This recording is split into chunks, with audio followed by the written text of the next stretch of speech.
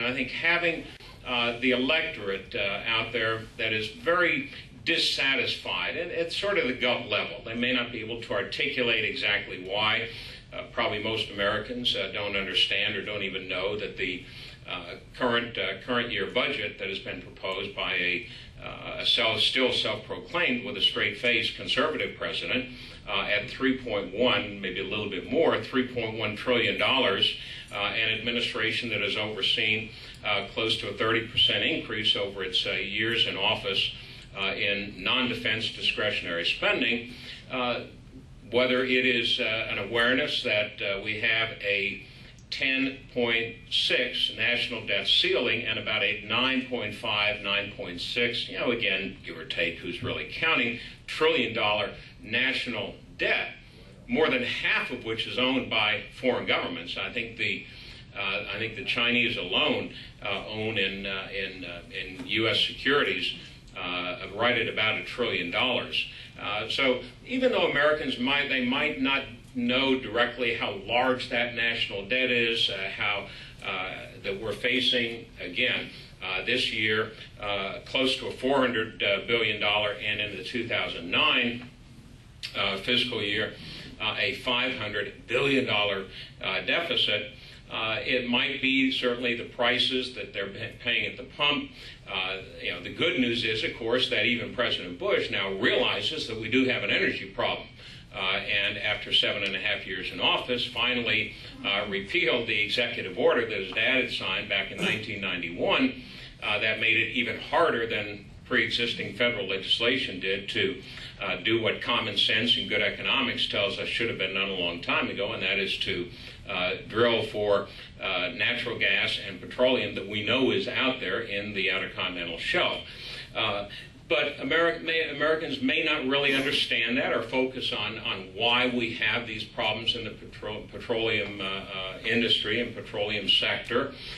They may not understand exactly what's going on with the housing problems. They probably very few Americans recognize that in large measure the so-called housing crisis, for which we of course will all now be saved by virtue of the housing bailout bill, they may not understand that this is largely the result of government meddling in the economy and in the housing mortgage market directly, but they have a sense of disquiet about that.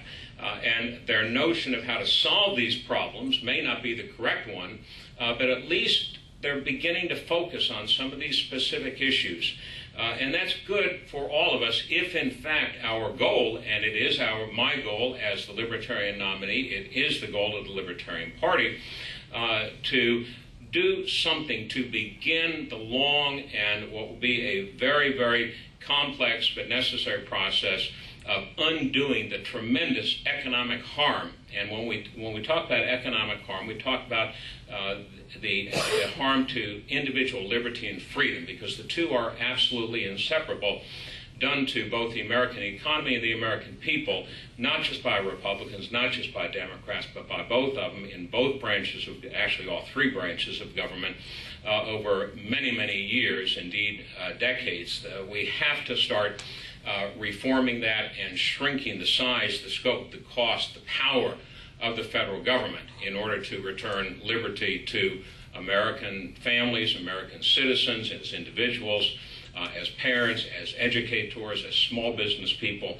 And I think out of that dissatisfaction that is reflected in that high 80 percentile percentage of Americans who sense that the country is going in the wrong direction, on the wrong track, I think will come a tremendous opportunity to, at long last, begin to get America to focus on these fundamental problems, and that is what we are doing in our campaign.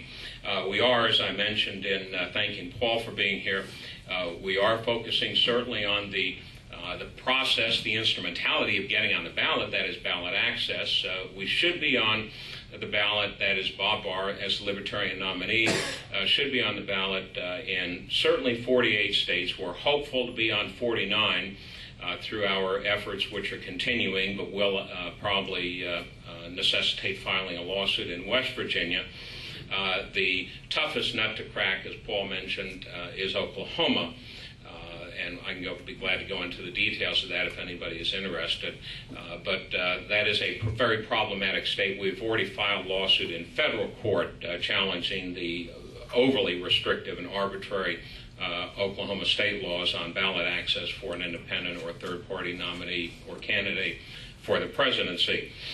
But West Virginia and Oklahoma aside, we are on track, as in years past, to be on the ballot across the country in 48 states and hopefully the District of Columbia, and we hope to boost that by at least 1 to 49. And this will allow us the opportunity to put some real meat on the tremendous framework that the Libertarian Party has built up as America's oldest and largest third parties over the last 3.5 decades.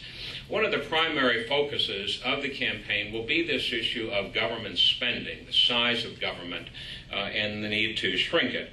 And I think it's perhaps worthwhile, particularly for this group that is very attuned not just to the current political situation, but for those gray hairs here like myself, remember the Reagan administration, and remember back to the days of, say, 1982, when the Grace Commission on government waste was created by President Reagan to identify fraud, waste, and abuse in the federal government.